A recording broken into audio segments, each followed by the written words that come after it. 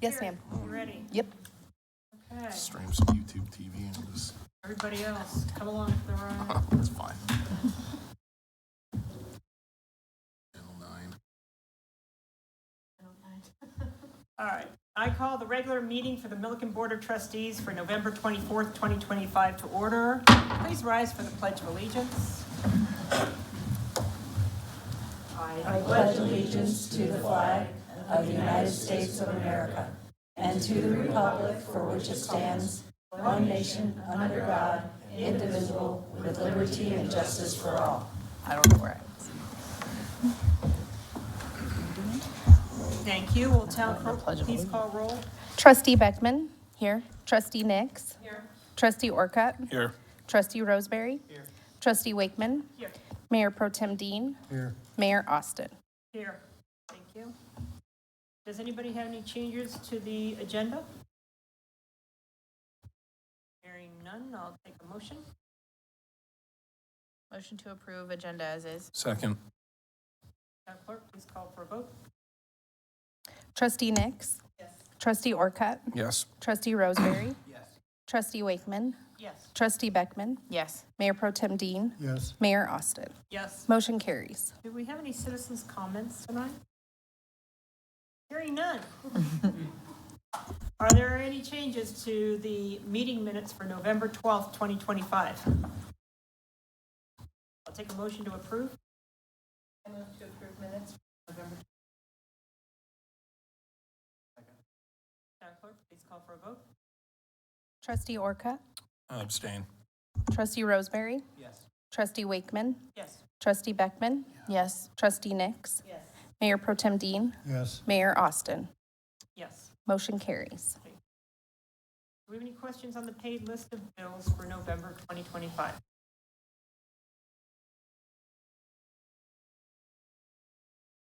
Hearing none, we will go to Town Administrator's Report. Administrator Powell. Thank you, Mayor and Trustees. This is probably the shortest report I have for you for the year, just it's because it's been a busy past few weeks. But just to keep you updated, Rick, IT specialist Rick, has been working on the fiber connection scheduling with TDS. At this time, the dedicated fiber line for Town Hall is scheduled to be completed by February 15, 2026. The wastewater treatment plant should have their fiber connection by March 15, 20. And just so you understand, currently right now, the town and the police department share a fiber line, but because of confidentiality and all that, we need a dedicated line to the town hall as well as police department. And also John Rabus has been working on the stormwater impervious calculations so staff can start billing the commercial and industrial areas appropriately at the beginning of the year. Department directors and I have been working on the employee evaluations for 2025, so that will be continuing for the next week or so. What I have. Does anybody have any questions? No, but it is that time of year. Would like to comment on how wonderful our town looks with the Christmas lights on. Thank you, Cheryl, to your staff for the fine job that they've done. Keith and John's team have done a really good job, as always. All right, any questions for the town administrator? All right, thank you. We have nothing on the consent agenda. The first item on the action agenda is a public hearing for ordinance number 2025-830, an ordinance for the town of Milliken, Colorado, amending chapter 16 of the Milliken Municipal Code regarding accessory dwellings. Since this is a public hearing, time is 6:33. I am opening the public hearing. Presenting for us is Kevin, is Community Development Director. Yeah, but it says Jordan Cashman. She's probably the one that uploaded it into the system and started it. Okay, that's where I got a little confused. Mine says my name on it. It doesn't have Jordan's. So I don't know. Okay. Thank you, Mayor. So as you mentioned, this is ordinance 2025-830 regarding changing the land use code for accessory dwellings. We had a work session on this a couple weeks back to talk about this requirement. It is a House Bill 24-1152 is actually which requires every municipality to allow single-family dwelling units as in a use by right and have a administrative approval process for any zoning district that you do have single-family detached within. This requirement was actually supposed to be done by June 30th of this year, but the town did submit a request from the state and was granted a waiver to extend that to be the end of 2025 to have this implemented. So the basics of this is pretty much, as I mentioned, any of the zoning districts where we do have single-family detached dwelling, we added in a use by right for an accessory dwelling unit. Per your direction from the study session that we had, we did go with the zoning districts that are larger lots, so like the AE and ag zoning, to allow them to be up to 1,000 square feet in size or less, depending on lot coverage. So we did make that change within there. And then other zoning districts such as, R1 still limits it to no larger than 750 square feet. And then we've also put in language within there that talks about the definition of what an accessory dwelling unit is, and then kind of what and a section 164700, which is a new division, which then talks about the intent and then the administrative approval process and approval process for an accessory dwelling unit from that standpoint. So happy to answer any questions that you all might have, but this is a mandate from the state that we do implement this. Questions from the board, starting with Trustee Wakeman. No question. Trustee Roseberry. Questions. Trustee Nix. Trustee Beckman. No questions. Trustee Orcutt. No questions. Mayor Pro Tem D. No questions. I have no questions. Very well presented. Thank you. We have any public comment? I have none, so the time is 6:37. I'm going to close the public hearing. And if there's no further discussion, I'll take a motion on the matter. I move to adopt ordinance 2025-830, an ordinance of the town of Milliken, Colorado, amending chapter 16 of the Milliken Municipal Code regarding accessory dwellings. Second. Town clerk, please call for a vote.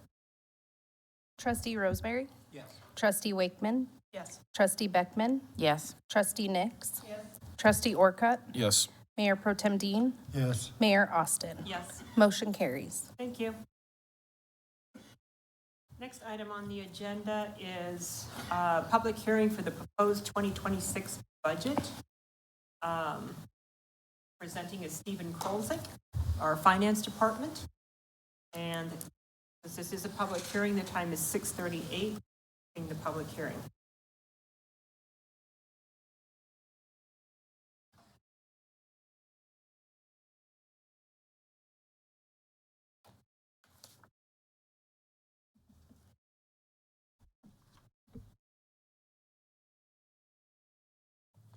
Thank you, Mayor. Thank you, trustees. Tonight is a public hearing to go through the budget that we've been working on over the last about 5+ months now. I know we've had a lot of work sessions and we've gone over a lot of information. So I want to kind of present it all together here today and then go over and see if you had any further questions.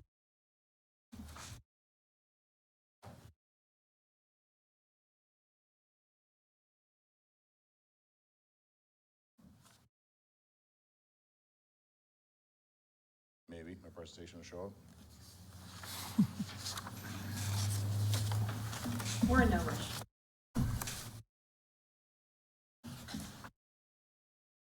We can go over the information that's in your packet as we're waiting for the presentation to load right now. What you have in front of you in your packet is going to be the overall summary of the budget for the 2026 proposed budget. With that, we have all of our funds in there. We have our general fund, our special revenue funds, and our enterprise funds.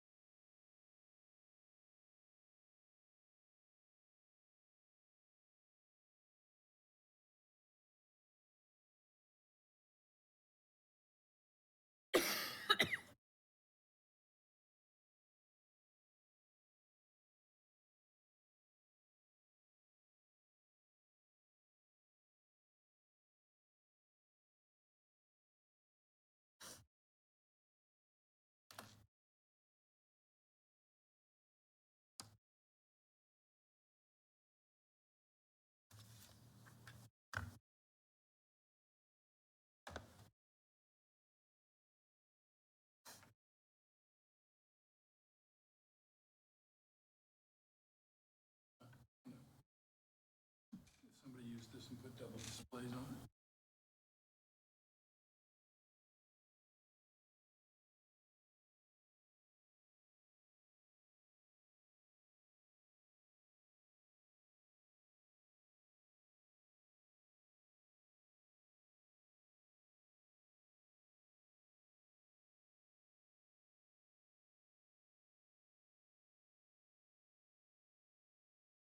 Okay, while we wait for the presentation to load, we can go through the handout that you have in front of you, and then we'll catch up with everybody that should look at this future here. So we have the 2026 proposed budget for the public hearing today. Agenda today is for the budget process. We're going to go over the general fund, the enterprise funds, capital projects, and then any questions you may have as we go along. During our budget process for the year, we're good. Hey, we're getting there.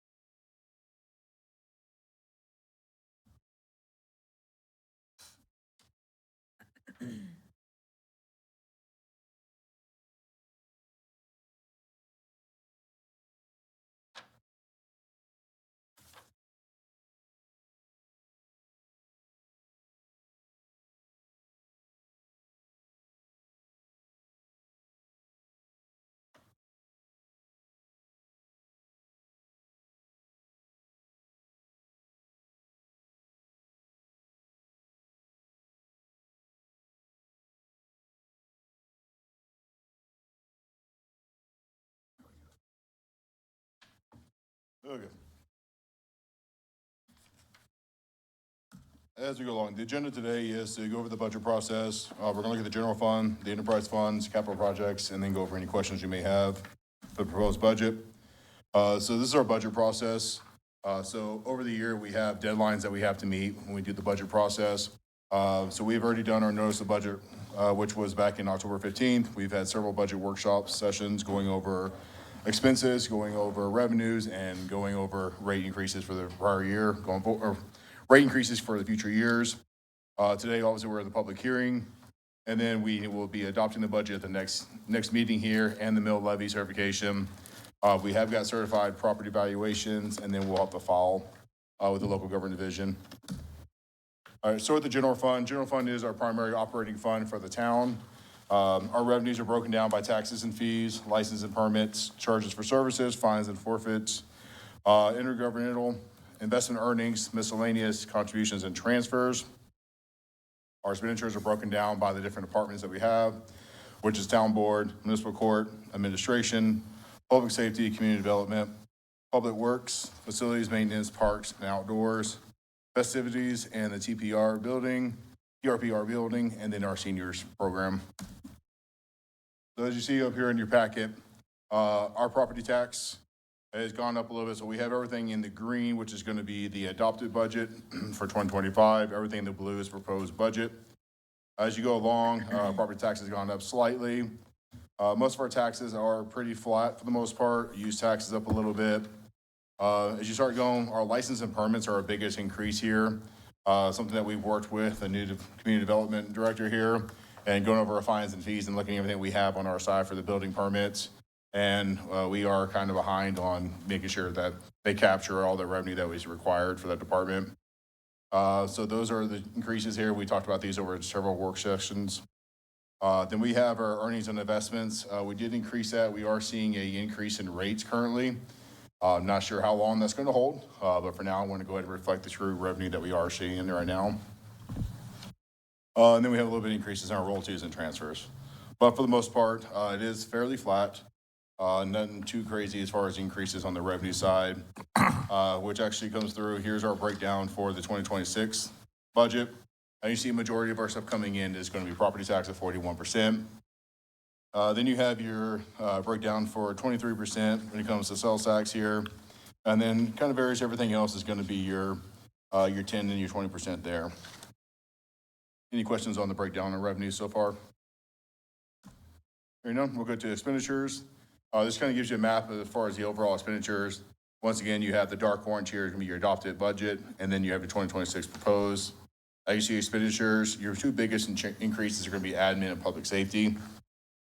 We've had conversations with these on the admin side. Our biggest increases are going to be our IT in our professional services there. We are kind of increasing some of our software costs, our internet costs. So we're just kind of going over as far as showing what the main reason why the increases are there. Excuse me. Public safety, majority of public safety here. As you remember here a couple of meetings ago, we did have a comp study. Our biggest increase for public safety is going to be the increase of our salary ranges, and we changed our set program for them. We're trying to be more competitive with everywhere around us, and we realized that it was tough to keep employees here as they get to come from the cadet to an officer. We were unfortunately losing some of our employees. So we did evaluation and realized that we were significantly under from the other organizations around us. Excuse me. Public Works is our biggest decrease. The biggest portion of this is our capital expenditures. Our capital went down significantly this year just from projects that were finishing up in the prior years.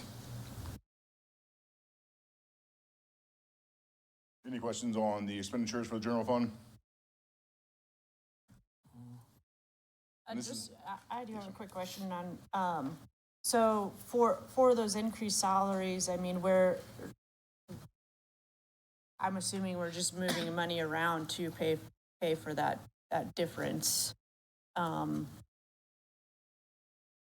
we can't just create money, right? Correct. And correct. so could you speak a little bit about kind of what it took to get things to balance out Sure. in other areas in order to cover that increase? So what we've actually seen in the prior, and this is something that's prior to my time here, is we've actually seen a deficit here, playing down fund balances and some prior years. What we've done is actually tightened up on some of our expenses so we get a little better refined. You want to be conservative on your expenses when it comes to things like maintenance and repairs, vehicle repairs, things that kind of come up that you're not unsuspected for. We went through and looked at the prior 5 years, really scrutinized what expenses we have been using, what potentially could come up, and then we tried to squeeze down on the expenses there, and the same thing with the revenues.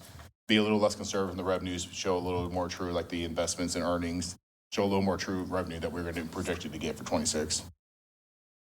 So there is still a little bit of deficit. One of the things I talked to Cheryl about is we are going to do a rate study and look at fines and fees for next year. That's going to be across the board for all of our departments that we have. And that's something that we haven't really done here in Milliken in many, many years, and is due to kind of see and make sure we are correctly on all our rates.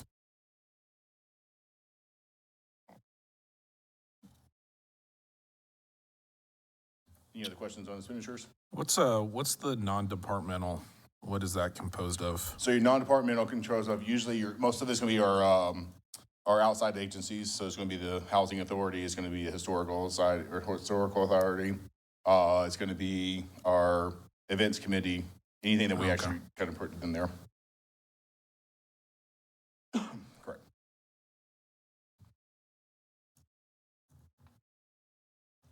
So guess- senior, sorry. Oh, sorry. No, go ahead. I was actually, the senior citizen program, we had a pretty high jump, and then now we're looking at, it's gonna be $100,000 less.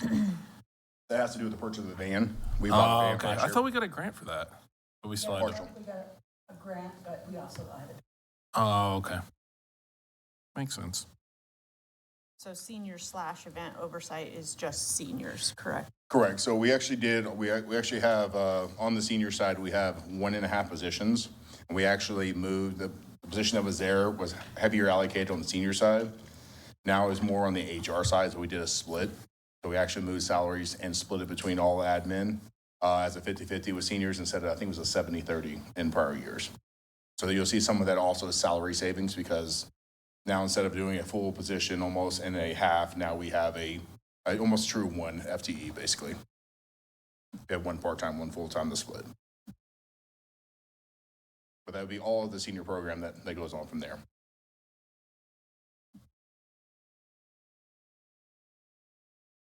Any other questions? None? We'll go to the next one. So this kind of gives you an ideal look as far as our overall general fund expenditures and where everything sits for the proposed 2026 budget. You see your two highest ones are administration and then public safety.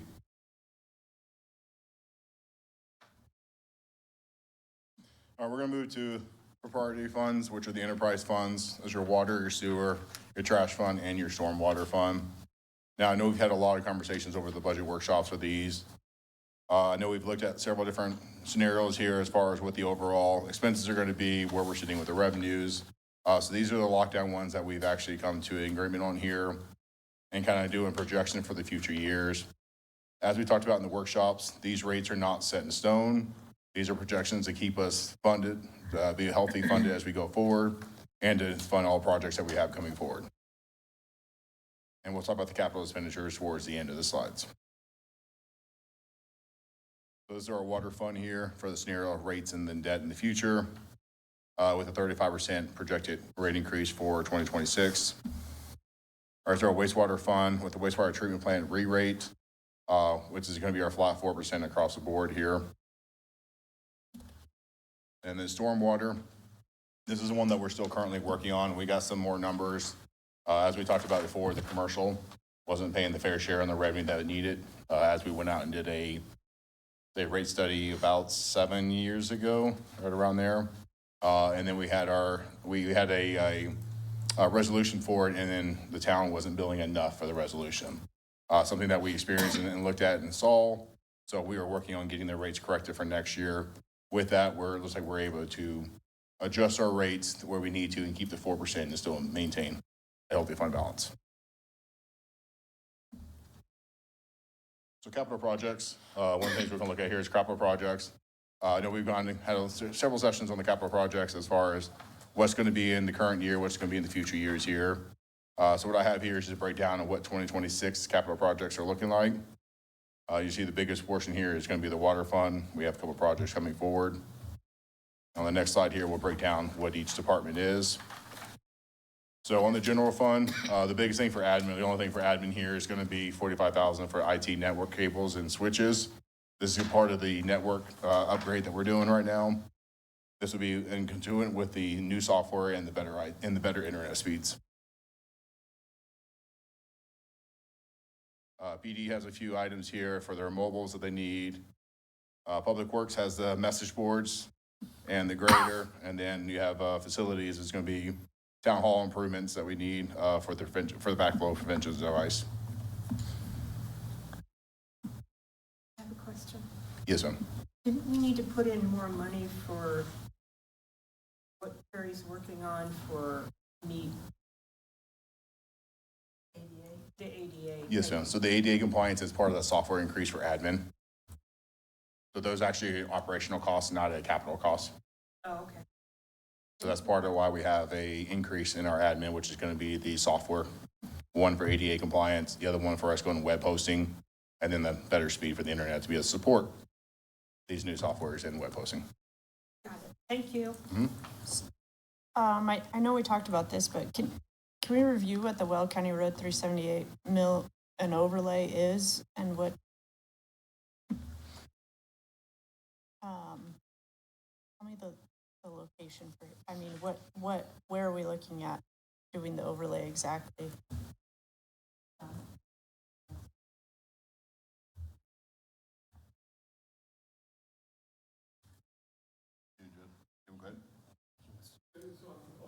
Want to come up here? John, would you come up here? Thank you, sorry.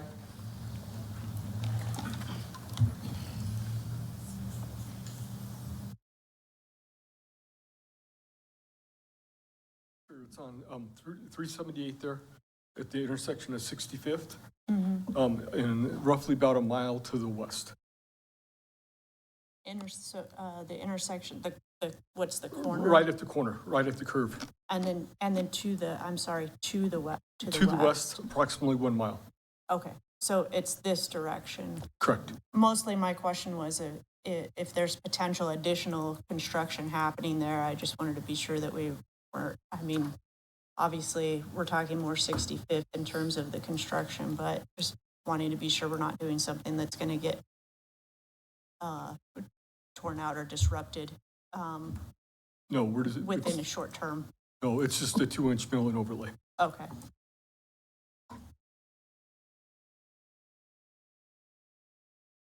Is there, I'm sorry, is there a specific, I mean, I'm assuming this just was within the plan previously, within the 5-year plan previously to do the mill overlay in 2026? Yes, it has been. Okay. How long does it last? What was that? How long does it last? It'll last approximately 10 to 12 years. Okay. I guess more importantly, what if we don't do it? If we don't do it, we're probably looking at, right off the top of my head, $4 to $5 million project. So it's a portion that was not done recently, right? Because that was resurfaced out there, wasn't it? Right, and that was, the portion that wasn't resurfaced was Milliken's portion. Okay.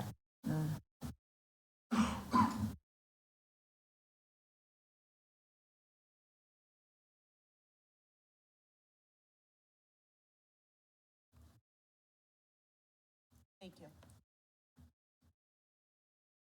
Okay. So moving back to the capital projects, the other items that we have here is going to be North Francis Avenue reconstruction for $25,000. And then we move on to Conservation Trust Fund.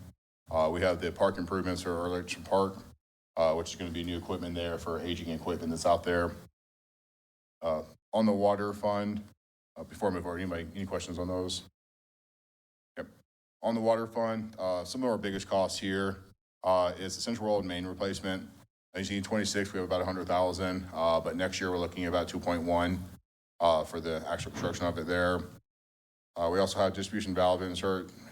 We have the west side well non-pot production. And then our biggest for this year is going to be the investment in central weld infrastructure. I'm sorry.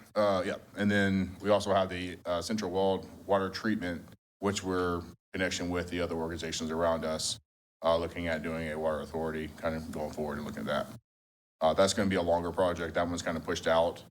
Right now, we're just now getting attorneys involved, then it's getting engineering involved, and then it's seeing if it's something that's possible for Milliken, if we get benefit out of it, and then we're looking at a future, cost from there. I know we've talked a lot about the water fund. Is there any questions on kind of where we're sitting now as far as projects we have for this year and then coming forward for next year? All right. Then we have the wastewater fund. Wastewater fund, the biggest portion is going to be the wastewater plant expansion or re-rating. This is still being looked at. It will be brought to the board to have discussions going forward. There's a lot of kind of back and forth talk on there as far as the need, when the need needs to happen, as far as capacity that we're using currently, as far as future growth. So that will come to the board to make a final decision as we go forward. And then stormwater, 2 items on there is the Arrows Lake stormwater drain, and the biggest one is the Core Avenue and the Yellow Avenue stormwater. So all in all, our full capital is about $4.4 million this year.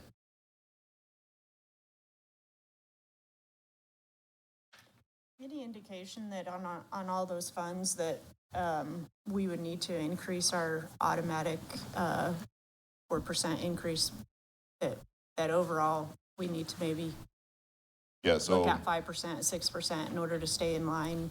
Is that 4% keeping us in line? You talk about for both water and stormwater? Yeah. Yeah, so I guess we'll talk about stormwater first. Stormwater, with the new revenue that we think is gonna be coming in for the commercial, we think the 4% will be enough here. Any kind of bigger projects going forward, we'll definitely look for grants and try to help fund some of those. But as far as now, what we're seeing here, we shouldn't see unexpected that, we're gonna have issues with 4%. Now, if you look on here, these charts here that we have, this is with 0% growth. As we talked about, we know growth is coming to Milliken. We're just not sure exactly what year, right? So as the years come around, let's say growth happens in 2 years, we get 10%, maybe 30% by year 4 or 5. By then, we'll be able to actually see our revenue increase without having to change rates. That's what we're looking for as a long-term goal here. Wastewater, with the re-rate, we're okay with just a 4%. If we go with the plan expansion, you're talking about $22 million roughly. It's going to need some sort of future debt funding. At that, then you will need a rate increase to cover the debt funding. If you don't do the debt funding, then you will need a pretty significant amount of revenue somewhere to cover those. Mostly, I would assume we're all on the same page in terms of hoping to avoid, 35% increases at any time ever. I understand, right. Yeah, with that, it really, it's a kind of a fine line when it comes to wastewater treatment plant expansion or re-rate. You want to get prepared for the growth, but you want the growth to pay for it. So it's one of that fine line as soon as we can do it, but you want to do it early before the growth gets here, or you get behind in capacity and what your coverage is.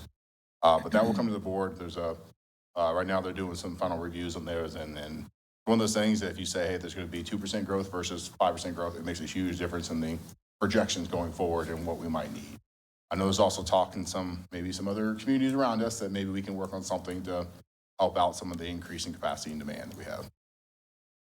So, but all that should be brought to the board here, assuming in the next couple of months, as far as once we're kind of ready to go over that in more detail.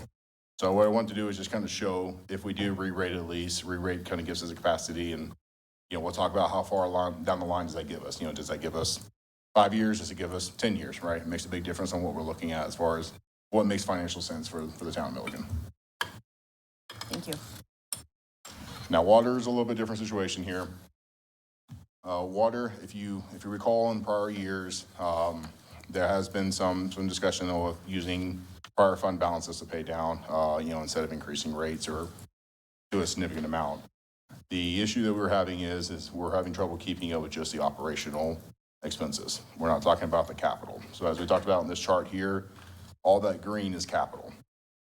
Your line that goes up and down here is your revenue that comes in and what you need to acquire for.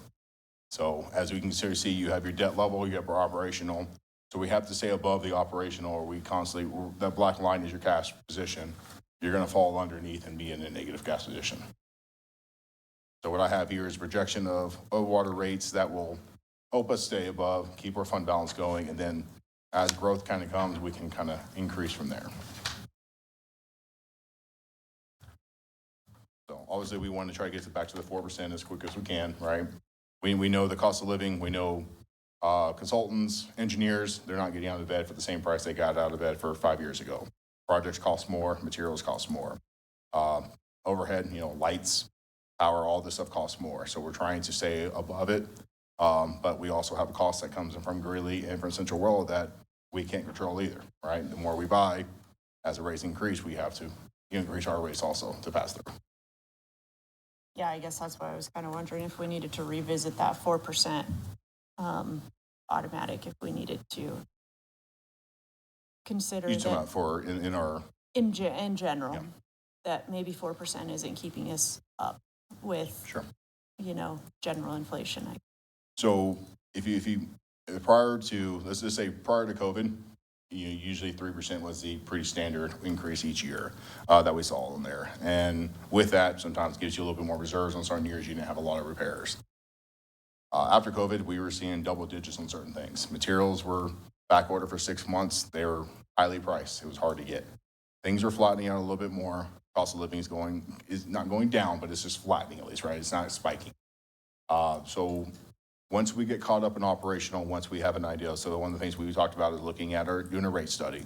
This gives an idea and say, okay, is our fixed versus our variable cost correct? Are we getting enough? We know we have fixed costs, right?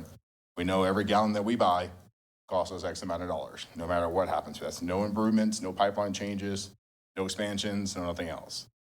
We need to make sure we're capturing that, whether at base rates or in the first tier. That way we make sure we're getting enough, no matter what the volumetric is throughout the year. Then we can look at, okay, now we have some variable costs. As we buy more, there's more penalties, fees that we're going to pass through. We need to make sure they're built into our rates as well. So I think what we have here is a good strategy going forward. Once again, the economy can change in 6 months. Rates can go upside down. There's a lot of things that outside factors that we have to try to watch out for. We'll do our best job as far as the finance staff here to review them, constantly, review what's going on, what the trend is, and bring it to the board's attention. That way they know.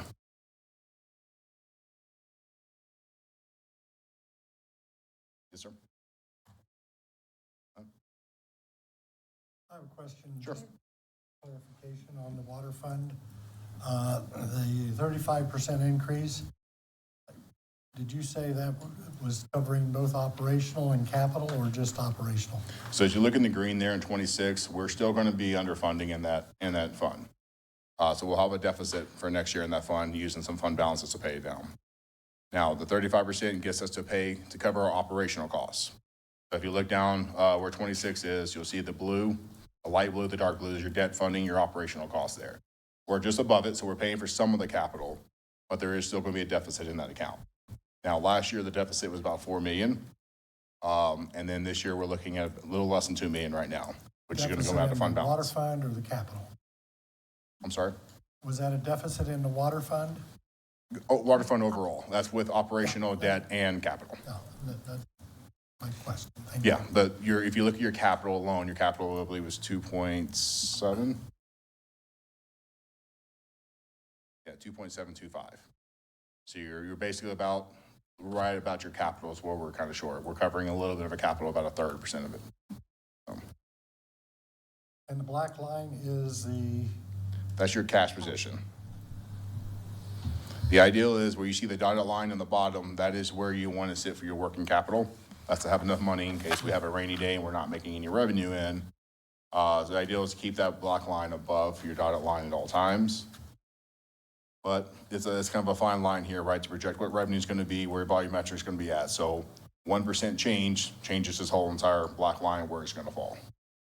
So this is the best we can do to try to get a good understanding of where it's going to kind of fall here. Now, something to think about too is with the rates increasing, you are going to see a decrease in volumetric. It always happens that way. You can't have a wet year also, which means less water irrigation, which means less revenue. So every year, the goal is to look at this and look out in the future, 5, 10 years in the future, and see kind of what we're projecting is going to be. thank you.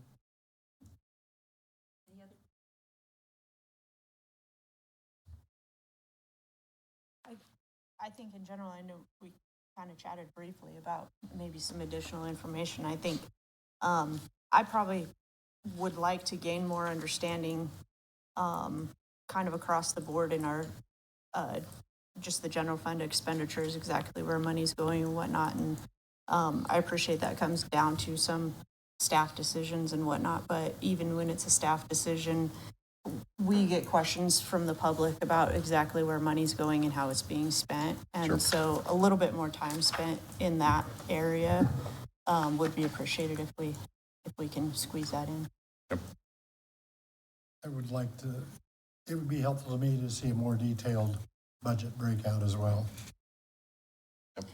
Very much appreciate all your work though, and really appreciate the additional explanation and information about the rates and kind of where things are at. Thank you a ton for all your work on that. Any other final comments? Any comments from the public? Not? Okay, the time is 7:09, and I'm going to close the public hearing. Thank you very much for your presentation. It was well done. Okay. Next item on the agenda.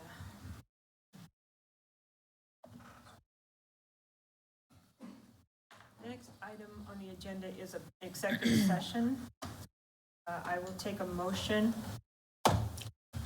I move that we enter an executive session pursuant to section 24-6-402 sub 4 sub A of the Colorado Revised Statutes for the purpose of considering the acquisition of real property interest in connection with possible resolution of Milliken Municipal Court Case number CR 19-4848, section 24-6-402, subparagraph 4B of the statutes for the purpose of receiving legal advice from the town attorney on specific legal questions related to Milliken Municipal Court Case number CR 1948-4848, and section 24-6-402 4E of the statutes for the purpose of determining positions relative to matters that may be subject to negotiations, developing strategies for negotiations, and instructing negotiators with respect to possible acquisition of real property in connection with the Milliken Municipal Court Case number CR 19-4848. Clerk, please call for a vote. Trustee Wakeman, Yes. Trustee Beckman, Yes. Trustee Nix, Yes. Trustee Orcutt, Yes. Trustee Rosemary, Yes. Mayor Pro Tem Dean, Yes. Mayor Austin. Yes. Motion carries. Okay, those that will be attending the executive session for the record are Town Administrator Cheryl Powell, Town Clerk Terry Reinbarger, Jed Scott, Zoom Attorney, Matthew Gould, Town Attorney, and Kevin Coble, our Community Development Director. It's for a floodplain development violation. I was like, I have no idea what we're talking about. I'm sorry to surprise you.